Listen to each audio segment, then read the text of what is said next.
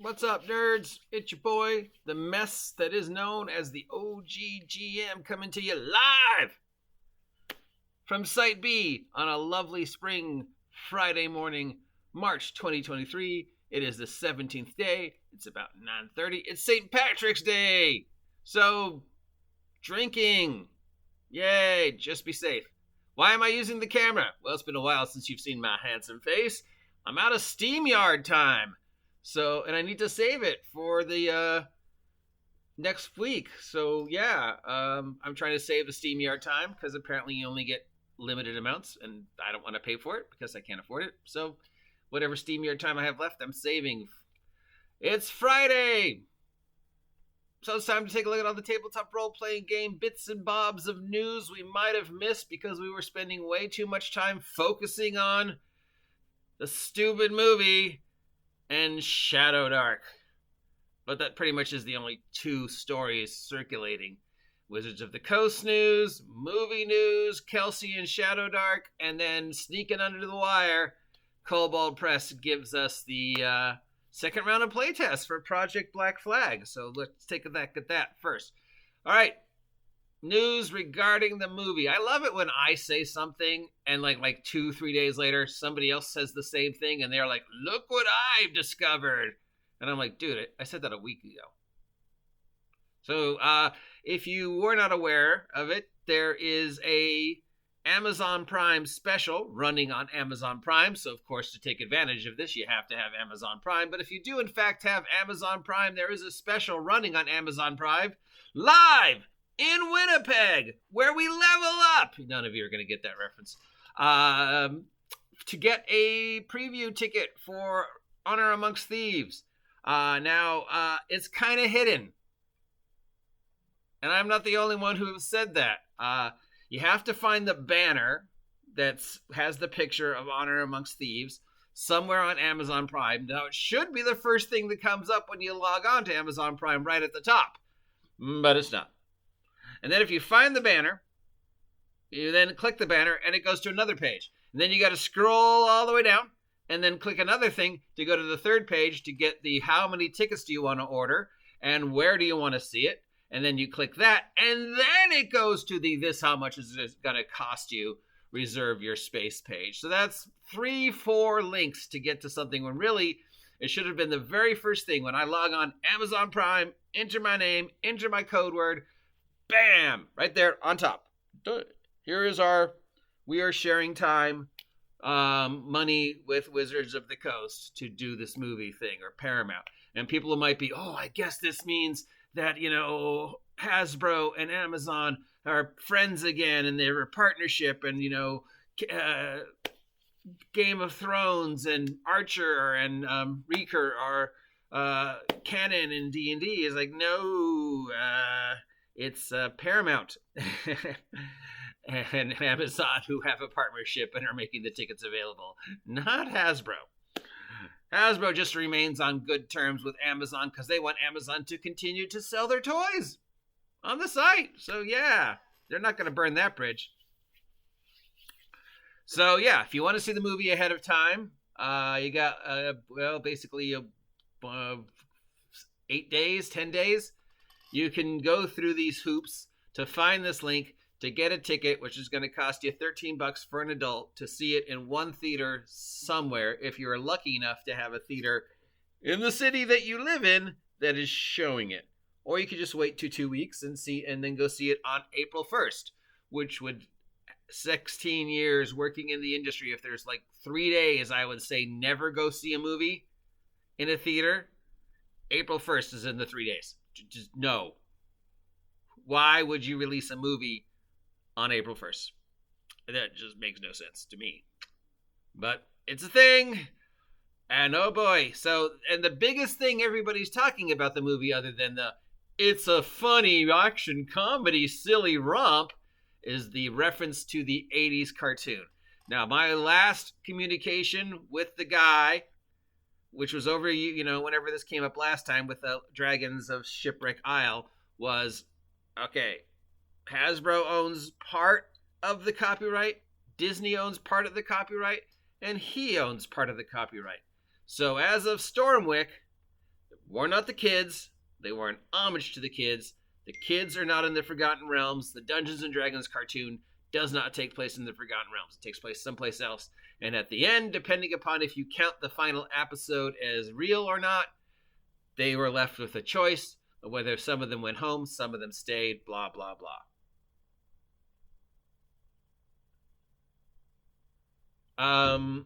So yeah, that's where things change. Now, I guess because something like looks like the kids from the cartoon appear in the 13-minute long scene, now maybe the kids or their counterparts or whatever or in the Forgotten Realms. Except they all look older except for Bobby, which is just weird. But whatever, it's gotten so ridiculous about that cartoon. At the end of the day, I can just say, hey, no matter what, it's getting recognition for the cartoon, and that's cool because we all love Venger, right? And Tiamat, right? And we all agree that Dungeon Master was a deadbeat dad. Literally kidnaps a bunch of kids from another universe, brings them to his universe for the sole purpose of killing his son Venger, can send them home at any point in time, chooses not to until they resolve the conflict between him and his son Venger. The entire 2 seasons of the cartoon did not have to happen if Dungeon Master just actually manned up and talked to his kid, Venger.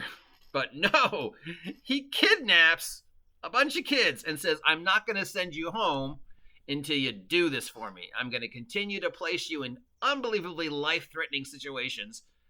The PTS you're all going to have is going to be off the charts. But if you do this for me and do all these ridiculous quests and kill my son, I'll send you home. What a jerk Dungeon Master is. All right, next big story, Shadow Dark. Yay! Over 900,000 in Kickstarter, rapidly closing in on the million. Congratulations, Arcane Library Kelsey. Way to go, girlfriend. Very proud of you. We know that the industry is divided by Shadow Dark. We've got all the people who are just like, this is the best thing ever.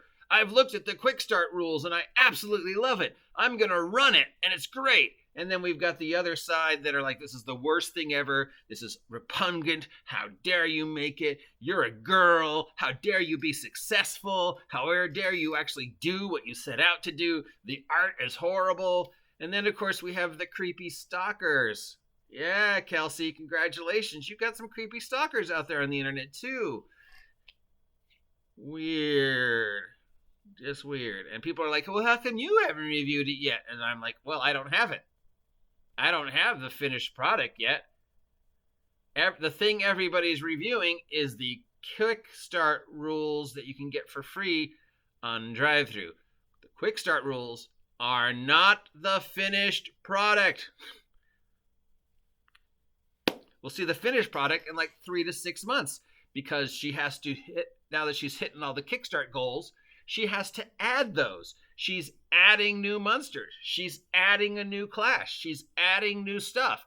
So what you have is not the finished product. I will review the finished product.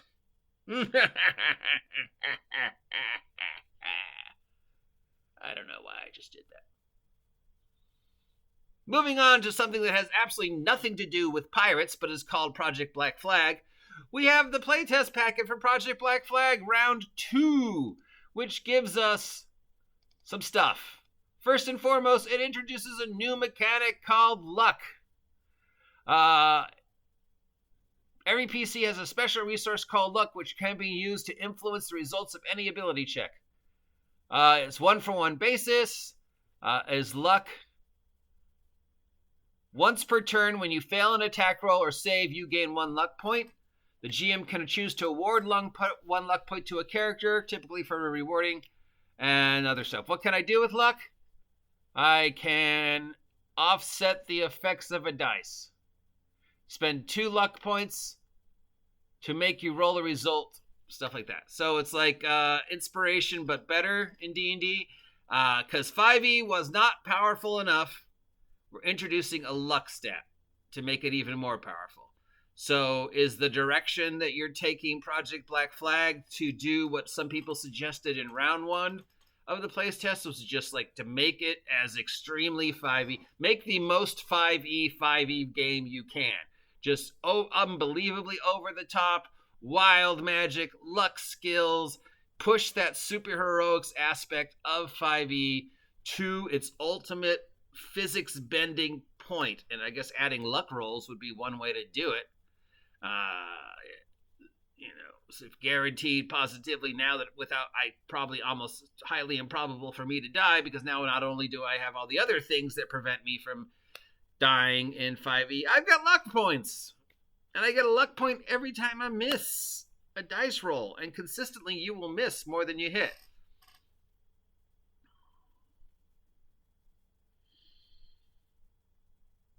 Yeah, fun.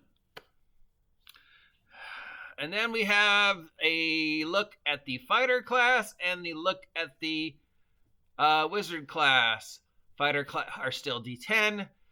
They get the same weapon proficiencies. They get 2 skills. They get some free equipment. We're copying that from 5e. At first level, they got something called Last Stand.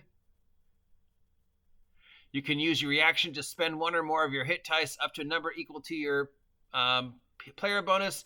Immediately roll and expand hit dice. You regain hit points equal to the total sum of dice rolled plus your con modifier. Once you use this feature, you must complete a long rest. So what's it called? Action Surge? Or, I mean, not Action Surge. Second Breath or whatever it's called right now. They also get a martial action at first level. You can choose between aim, guard, or quick strike, or wind up. At second level, you get Action Surge. At third level, you get something called Discipline. Discipline is now their take on subclasses. At 4th and 8th, you get the Improvement, where you can increase an ability score, or increase an ability score by 2, or increase an ability score by 1, and choose a talent. And at 5th level, you get multi-attack. And then we have the example Spellblade progression subclass, Discipline. That gives you arcane spellcasting, the ability to enchant your own weapon, some extra talents, be able to multi-attack with your spells. And then we also have the Weapon Master that gives you weapon mastery, allows you to do stunts like cheap shot, arcing strike, heavy strike, make stuff, blah blah. Stuff we've seen before in the martial master build. You can do tricks. Then we have the wizard. Wizards is still a D6. Same weapon proficiencies, same selection of skills, same starting equipment. Your ability at first level is spellcasting, cantrips, and arcane recovery.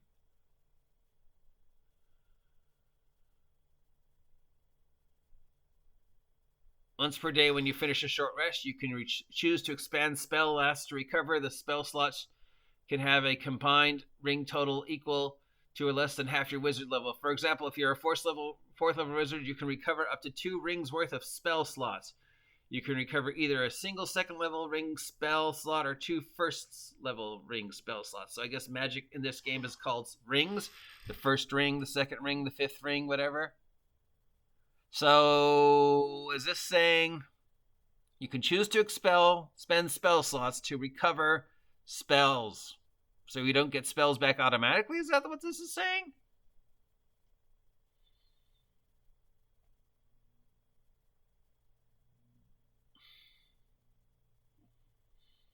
You can change your list of prepared spells when you finish a long list. Preparing a new list of spells requires time spent studying your spellbook and memorizing the blah blah blah.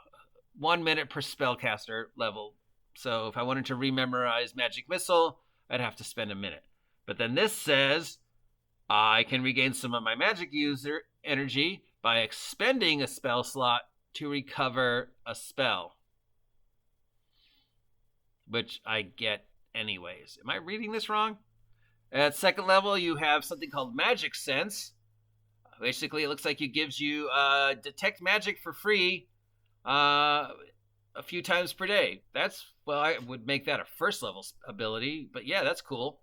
Or just make Detect Magic a cantrip everybody gets, I mean, but still, hey, that's new, that's different. Now the wizard can automatically detect magic at least twice per day without worrying about the spell, so that's cool. Third level, we get our tradition. Fourth level, we get our stat both. This presents us with the Battle Mage. It gives us an expanded talent list, so you can pick up some fighter talents. And it gives us a ward against spells at third level, and tactical caster at first level, and it has contingency plan at seventh. Then we have the cantrip adept. This is a wizard that is focused on cantrips. I think this was suggested long time ago in a Dragon magazine, right around the time cantrips first became available. So at third level, you can get this, and you get Arcane Alistry. Whenever you cast an Arcane cantrip that has a casting time of 1 action, you can change the casting time to a bonus action for that casting. You can use this feature a number of times equal to your whatever, and you regain all expended uses with your finish of long rests. So I can bonus cast my 0 level spell and then do something else as long as it's not a second spell. Right? I think that's how that works. Third, we also get Cantrip Polymath. You gain 2 cantrips of your choice from any spell list. They, no matter what they are, they count as arcane cantrips. So there we go. So I could pick up some cleric or whatever cantrips. And at 7th level, I can add my proficiency bonus to the damage caused by my cantrip. So that firebolt will now be doing a d6 plus 4.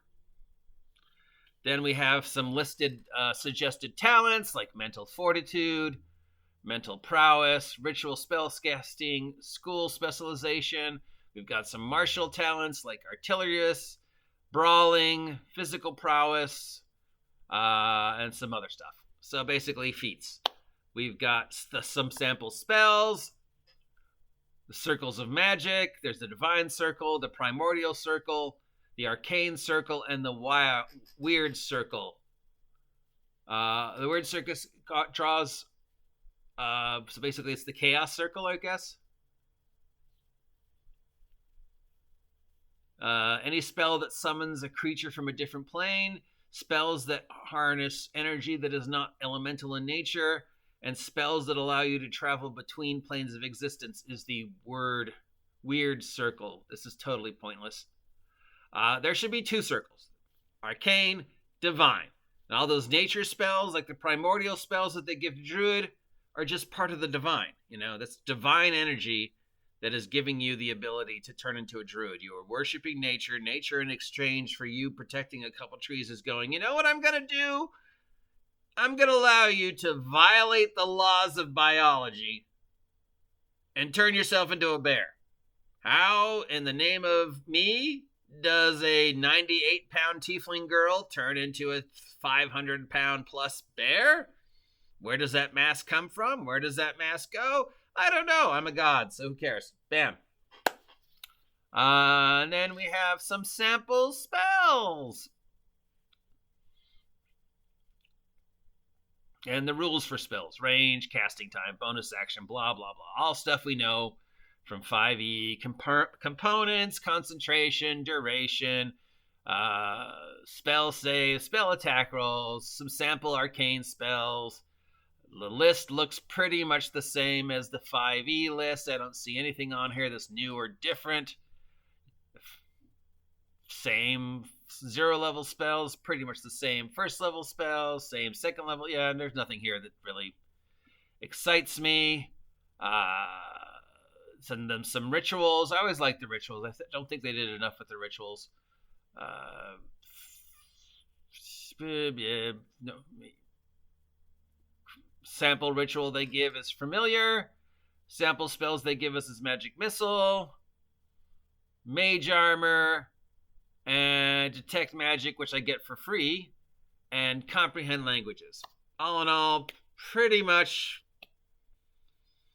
taking something I've already seen, chopping it up, putting it back together so it looks almost, but not quite like the original format. But just 99% close enough that if you play 5e and you look at this, you can go, oh yeah, I get that. But still different enough that they can say, oh no, this is not 5e, this is 5e adjacent Project Black Flag. It's ARG. It's edgy. It's boycotting what Wizards of the Coast did with 5e while still giving you 5e because we've got 170 products we've already made for 5e. We've got 10 products coming up that are made for 5e. And sooner or later, we're going to keep making stuff that is both usable for 5e and Project Black Flag. But Project Black Flag is not our finished product. We still have our finished own product coming up sometime down the pike, which will be our campaign core rule set, even though it's going to use the exact same rules that we're finishing up for Project Black Flag. There's a survey up if you want to take it. It's pretty much the same questions. Do you like this? Do you don't like this? What did you play test? What did you agree with? What did you disagree with? And I pretty much listed the exact same things that I already listed on the Wizards of the Coast playtest. And then I commented the same thing I commented last time at the end of the survey for Project Black Flag. This looks exactly like stuff I've already seen. How are you going to make Project Black Flag different enough to convince 5e players to not buy the 5e product and buy this? And Project Black Flag's response is, well, the 5e product is not going to be in print anymore. So this is going to be the only way to get a print version of the 5e products. But, 99% of the viewing populace are going to go, I don't care. 5e's digital now. All I have to do is access digital thingy to get access to the 5e rules. So why do I need yours? And then Project Black Flag will respond, well, what if you run out of power? What if you're somebody like the OGGM who actually likes physical product? So, OGGM, are you going to buy Project Black Flag when and if it's finished? No, I'm not. Why would I? I already have it. It's called 5th edition. Why do I need to buy another 5th edition? You want me to buy your game? Make it completely different. Push 5e to the ultimate brink of physics bending, singularity nonsense. Make it all about fairies and wild magic and fantasy superheroics and physics defying, because otherwise it's just more of the same.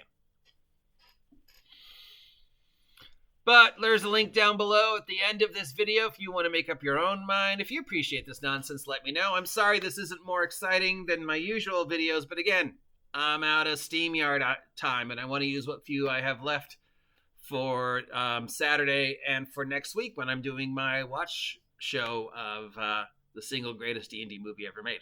So, yeah, if you want to help me out here so I can afford more SteamYard hours, you know what you can do. You can head on over to Big Geek Emporium and buy my merch. Yes, link down below. Head on over to my sponsor, Big Geek Emporium. Buy not 1, not 2, not 3, not 4, but 8 issues of Minions on a Mission, my little zine that I've been putting out pretty much every week since January, featuring 10 or more brand new monsters each and every issue focused on one specific creature, offering a multitude of variations on the theme.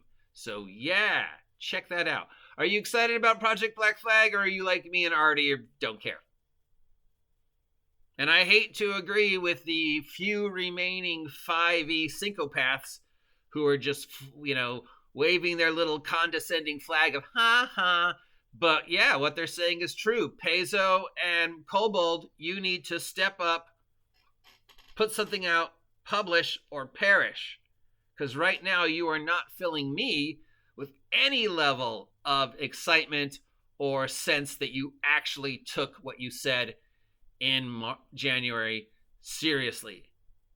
Especially Paizo, which hasn't done jack shit, for ORC.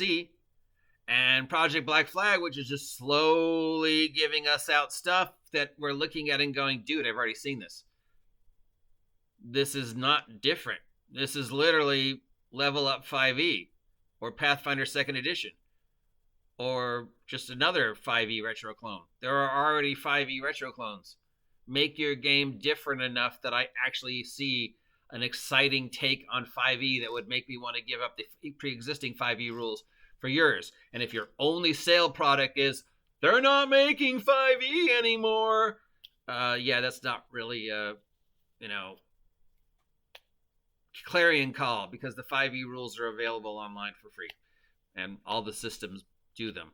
Now, should Wizards of the Coast in the future then say, oh, D&D Beyond doesn't do 5e anymore, it only does 6e, there is no way to make 5e characters using any of the online stuff, you have to use the stuff to make the new characters under 6e, then I could see a reason to have this. But right now, it's like, it's more of the same. I already have this. Why do I need more of this? Give me something new. Give me something different. Give me something like Shadowdark. Of course, I can't comment on Shadowdark till I see the finished thing. So there you go. That's the news. Anything I said this week excite you? Are you going to go see the movie? Or are you boycotting it like I am? Are you going to buy Shadowdark? Or are you upset and angry that this, person succeeded in the gaming industry? Are you going to buy Project Black Flag when it finally comes out? Or are you just like, why? I've already lost any interest in this topic. Can we please move on? It's exhausting. It is exhausting. Because I feel like every day I'm just saying the exact same thing. It's like we've just been stuck in this perpetual circle. And I haven't even addressed the latest round of racism comments, or it's edgy or inappropriate. Because really, at the end of the day, I'm here just to eat weird food and push my merch. So buy my merch! I'll talk to you later.